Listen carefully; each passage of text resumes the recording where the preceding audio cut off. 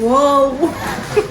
انا جايبه لكم مكان اكتشاف من احلى واشيك الاماكن اللي ممكن تروحوها. المكان اندور واوت دور، بس انا بصراحه ما كنتش عارفه اقعد فين من حلاوه المكان. اقعد هنا ولا هنا؟ طب هنا ولا هنا؟ قولوا لي اقعد فين. خلاص يا جماعه انا قررت هقعد جوه، وندخل على اهم فقره وهي فقره الاكل اللي من غيرها مفيش اي خروجه بتكمل. اول حاجه نزلت لي كريمه تشيكن سوب، عباره عن كريمه وقطع فراخ صغيره وجنبهم قطع عيش متحمصه. الاكل بينزل سخن جدا وحرفيا كان طعمها خطير. تاني حاجه طاسه جبن تشيكن كريسبي، عباره عن جبنه شيدر وجبنه موتزاريلا وقطع فراخ كريسبي وعيش متحمص. ودي اكتر حاجه مميزاهم في المكان لان ده اختراعهم. طعمها حرفيا في حته تاني. انا لو قعدت اتكلم من هنا لبكره كده مش هيكفي بصراحه. انا كل ما هروح المكان ده اكيد هطلبها. ونزل لي كمان تشيكن سيزر سالاد، عباره عن خس وصوص السيزر وفراخ وطماطم شيري وقطع صغيره عيش. بصراحه طعمها تحفه تحفه تحفه تحفه. عمري في حياتي ما دقت سلطه بالحلاوه دي قبل كده. لازم لما تيجوا تطلبوها. ونزل لي كمان تشيكن ميلانو، عباره عن قطعتين فرايد عليهم جبنه تركي وصوص وايل مع موتزاريلا ومشروم ومكرونه بالصلصه. طعمها تحفه غير التقديم، شكله حلو جدا. الطبق اللي بعد كده اسمه بيف فيليه، عباره عن قطعه لحمه ومكرونه بالوايت صوص وصوص المشروم، وكانت طعمها خطير. بصراحه كل طبق احلى من اللي قبله. حرفيا التقديم شكله تحفه تحفه. انا عجبني اكتر حاجه شكل الاطباق لان دي اهم حاجه في المكان، وانه لازم يكون نظيف، والمكان فعلا نظيف جدا، والاستاف كله معامله ممتازه. مكان ولا غلطه بمعنى الكلمه. نزل لي مشروب اسمه كيوي فيز، عباره عن كيوي واناناس وسبرايت. نزل لي كمان ميلك تشيك ستروبري، عباره عن ايس كريم وفراوله وهوت كريم. طعمهم حلو جدا بجد. المكان اسمه بوناتشي لاونج، العنوان 17 شارع بطرس غالي الكوربو. انا رحت علشان اجرب المكان وقلت لازم اشاركه معاكم. لما تروحوا او تجربوا المكان ما تنسوش تكتبوا لي رايكم في الكومنتات. بس كده، ما تنسوش تعملوا لايك وشير وفولو للصفحه عشان يوصلكم كل جديد. بحبكم جدا جدا جدا. باي باي.